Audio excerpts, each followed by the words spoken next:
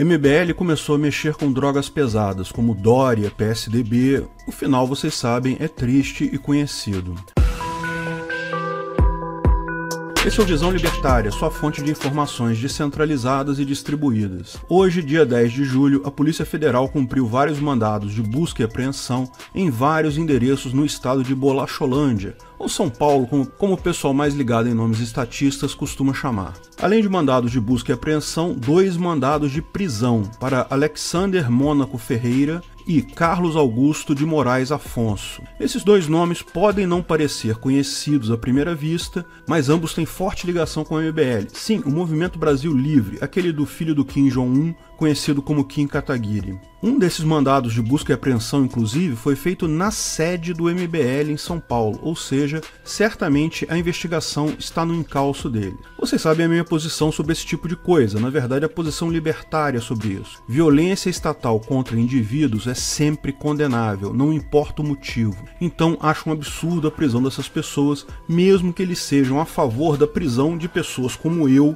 por falar as minhas ideias. Talvez você já tenha ouvido falar do paradoxo da liberdade, ou paradoxo da tolerância, ou ainda o paradoxo de Karl Popper. O paradoxo diz que se deve tolerar tudo menos o intolerante. Quem não defende a liberdade de expressão não deveria ter direito à liberdade de expressão. Em tese, porque dar voz a pessoas intolerantes favorece o crescimento desses grupos, e isso significa que, no futuro, eles podem estar no poder e impedir a liberdade de expressão sua. Mas esse paradoxo é falho porque implica que alguém falar alguma coisa vai aumentar a adesão das pessoas àquela ideia. Isso é falso. Ao contrário, deixar pessoas falar livremente é a melhor forma de fazer as pessoas idiotas se mostrarem idiotas como são, e assim livrar outras pessoas de aderirem àquela ideia. A melhor forma de impedir grupos nazistas, racistas, fascistas é deixar essas pessoas falarem merda e serem criticados por seus pares. Essa ideia torta do paradoxo de Popper surge da visão justpositivista, que todas as ideias são equivalentes na sociedade. Isso não existe.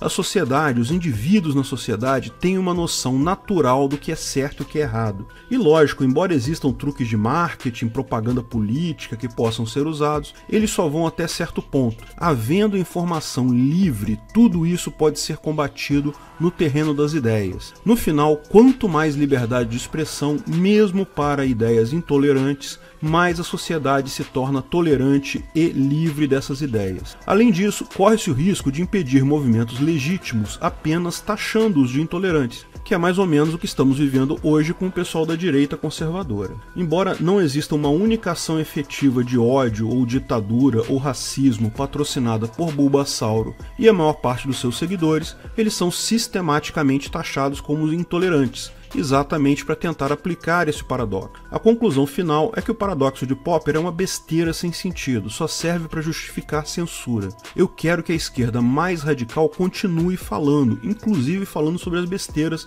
como esse paradoxo, porque isso só deixa mais claro às outras pessoas como eles são ditadores tendentes à censura e facilmente podem ser refutados em qualquer argumento. Palavra, comunicação nunca é violência em nenhuma situação. Você só se ofende com uma palavra se você quiser. Palavras só podem melhorar o mundo, mesmo palavras rudes. O MBL, ao tentar calar libertários e o pessoal da direita conservadora, está sendo intolerante, mas eu acho que eles devem ter o direito de falar da mesma forma. Tudo isso para explicar porque eu acho um absurdo tais mandados de busca e apreensão e principalmente de prisão contra essas pessoas. O MBL já lançou nota dizendo que essas pessoas não têm ligação com o grupo, mas o canal do Kim Paim, um dos maiores canais bolsonaristas, já fez a ligação rapidinho. Nem precisaria, porque teve busca e apreensão no escritório do MBL. É óbvio que tem ligação com eles e ligação forte. Bom, mas qual a ligação dessas pessoas com o MBL? Bem, como eu já disse, o vídeo do Kim Paim ele destaca isso em detalhe, mas de forma resumida, o Alexander Mônaco Ferreira é conhecido por ter feito vários superchats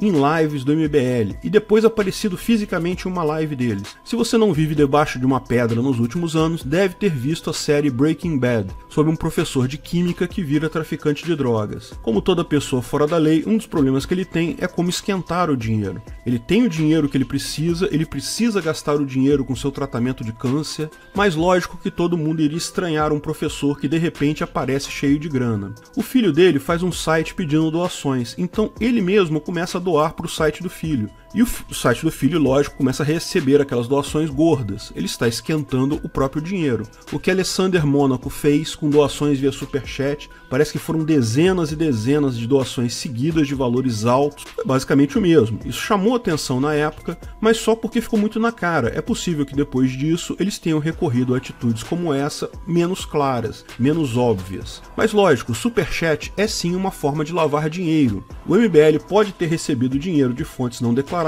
como propina, e esquentou essa grana via Superchat. Foi isso que aconteceu? Não sei. É possível? É. Justifica a violência estatal? Nunca. Essa prisão é um absurdo autoritário da Polícia Civil de São Paulo. Lembra, isso não é Polícia Federal, é Polícia do Dória, do estado de São Paulo. Apesar de sentir uma inegável felicidade de ver esses liberais tomando no toba, espero sinceramente que esteja sendo uma polícia isenta e não política.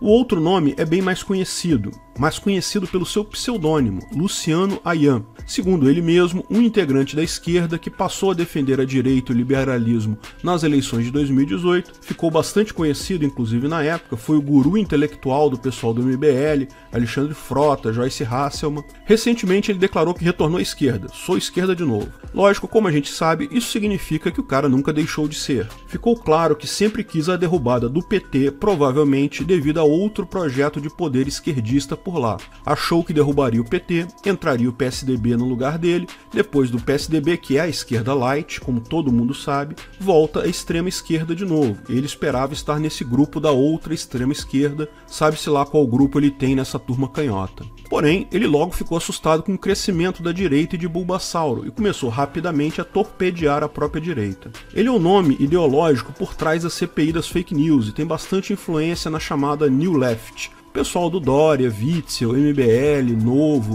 que ficou com esse papinho de tem que ficar em casa mesmo, ou então, sou a favor da liberdade, mas concordo que governatários podem prender pessoas em casa. Esse tipo de coisa. Não é boa gente, na minha opinião. Eu cheguei a segui-lo em várias redes sociais, mas deixei de fazer isso tão logo ele embicou em direção ao PSDB, mesmo antes da pandemia. De novo, a despeito do meu desprezo por essa figura, acho terrível esse tipo de ação. Violência do Estado contra indivíduos é sempre errada.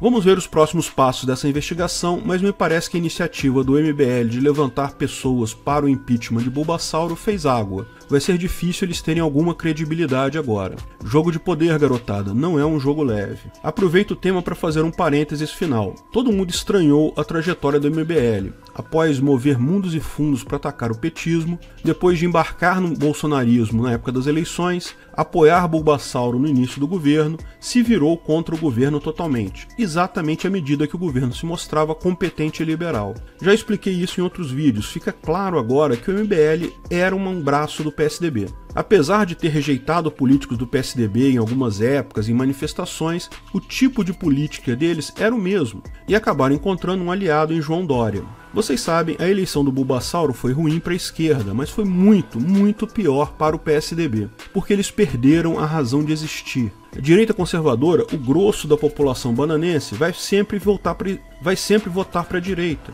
A esquerda, aqueles 30% de lulistas iludidos fanáticos, vão sempre votar para a esquerda. O PSDB ficou no meio, sem plataforma. Ele só tinha relevância quando era oposição à esquerda. Pseudo-oposição, é verdade, mas se vendia como oposição. O fato é que nesse momento o PSDB precisa destruir completamente o Bulbasauro. Não tem como deixar o cara fazer um bom governo, senão o partido deles deixa de existir. E o MBL, como parte do PSDB, entrou nesse esforço junto com Dória. Esforço em vão, na minha visão. Vamos ver os próximos capítulos dessa novela. Obrigado pela audiência. Esse artigo foi escrito e narrado por Peter Turguniev. Se você gostou do vídeo, curta e compartilhe para ajudar o canal. Se ainda não é inscrito, inscreva-se no botão abaixo e clique no sininho para ser avisado de novos vídeos. Além do Twitter e Facebook, estamos agora também no Instagram. Procure ancap.su lá e veja nosso conteúdo por lá também. Até a próxima!